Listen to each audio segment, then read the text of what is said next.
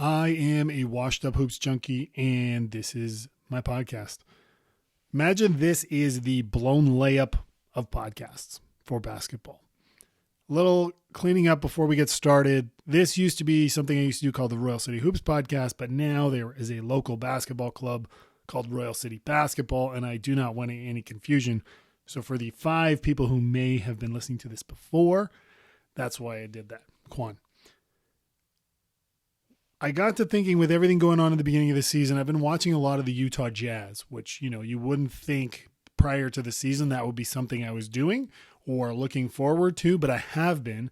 And it got to me thinking about, with all the drama going on and teams in turmoil and teams sucking, to talk about the idea of damaged NBA assets in the land of misfit toys in terms of a strategy to rebuild your franchise, which is what Utah is doing. We're going to start with the team that everyone hates talking about in all the basketball podcasts that I listen to, and that we are probably sick of talking about for the last 16 or 18 months. It's the Los Angeles Lakers. And I'm going to talk about 2 things a little differently. 1, is it time to blow up the Lakers? Think about it.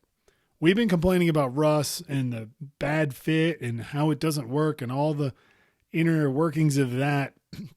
And really the major problem has been that Anthony Davis has not been healthy and has not been able to stay healthy.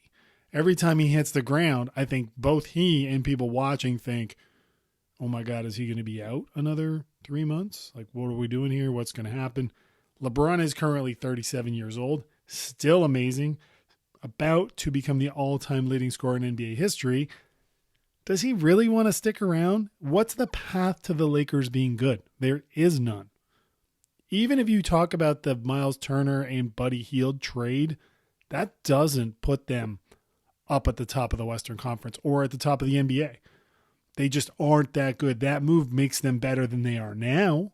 It does not make them better going forward. And while you may have heard Miles Turner lobbying to get onto the Lakers, he's a free agent next summer. Maybe it's a scenario where he's just putting planting the seed for them to say, oh, we will sign you and you will come here. That's what he could be doing, because they're going to have a lot of cap space when Russ comes off the books.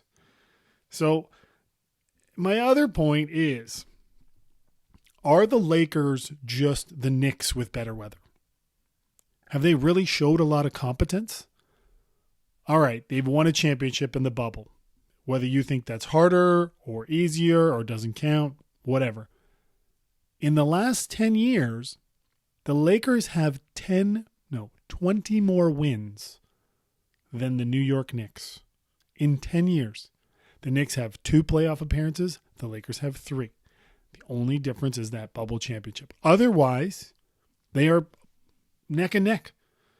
And if any team has shown incompetence successively for close to 30 years and may just be coming out of it, but we'll talk about that later, it's the New York Knicks. So ask yourself, what's the difference? Have the Lakers really developed any young talent? Probably not.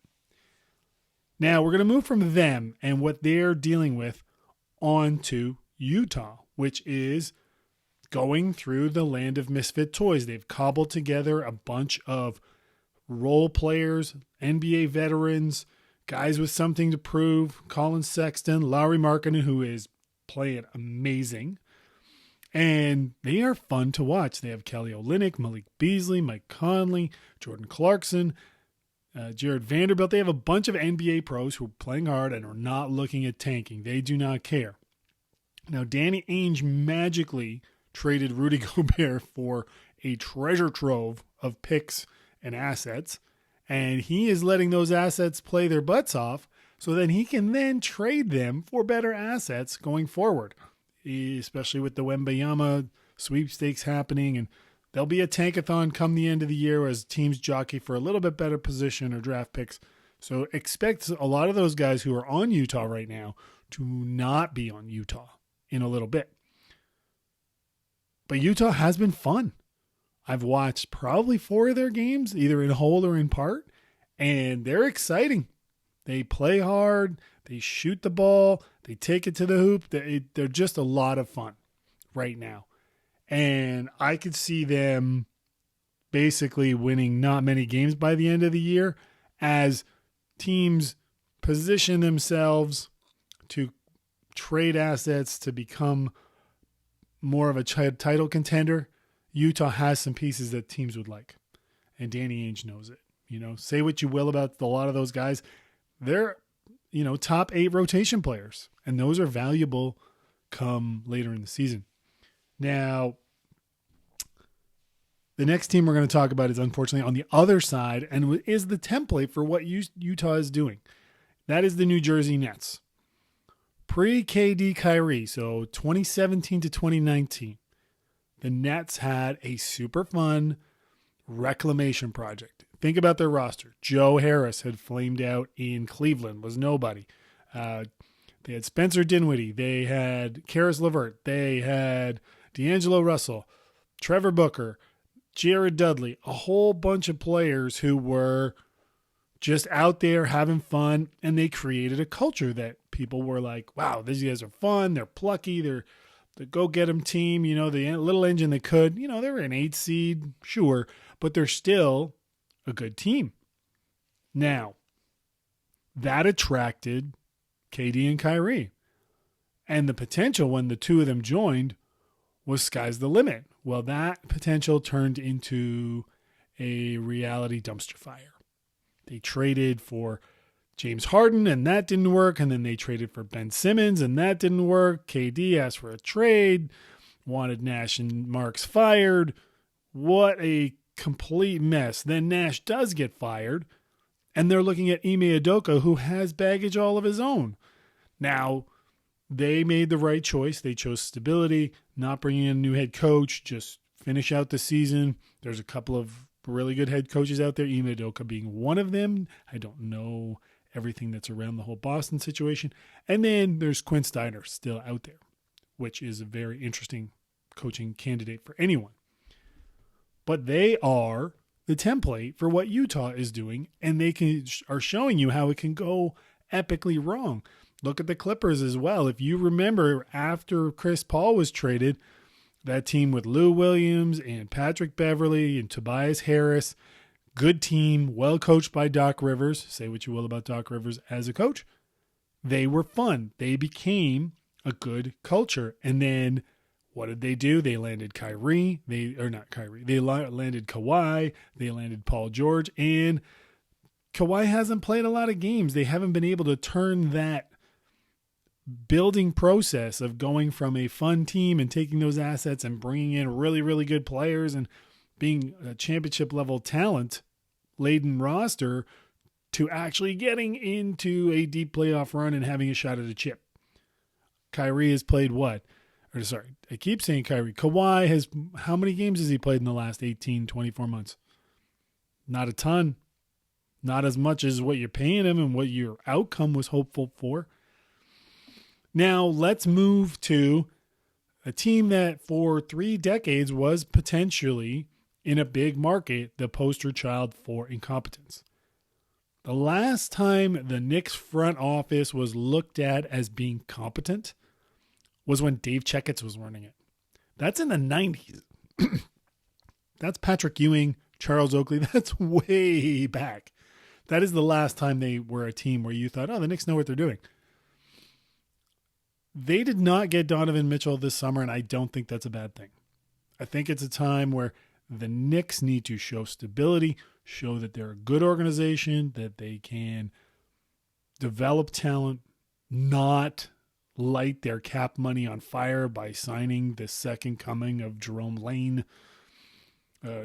James. Sorry, Jerome Lane's a different guy, the pit dunk. They have managed to, not squander all their cap space. Say what you will about the Julius Randle contract. It's not that bad. They got Jalen Brunson, who fits perfectly with what Tom Thibodeau tries to do as a small guard. He's had great success with small guards.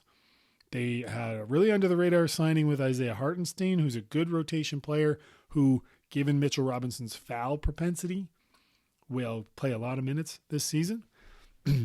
R.J. Barrett has developed. He's turning into a real NBA player. You have Emmanuel Quickly, who I like a lot of. Now, he's struggling to find minutes because they have Derrick Rose, who's a Tom Thibodeau favorite, and they have Brunson.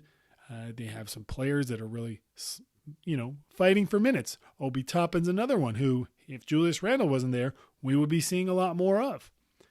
So the Knicks, I think, have put themselves on a good spot. And even had they got Donovan Mitchell, how much better do you think they were or would be than they are now? Last season, they won 37 games.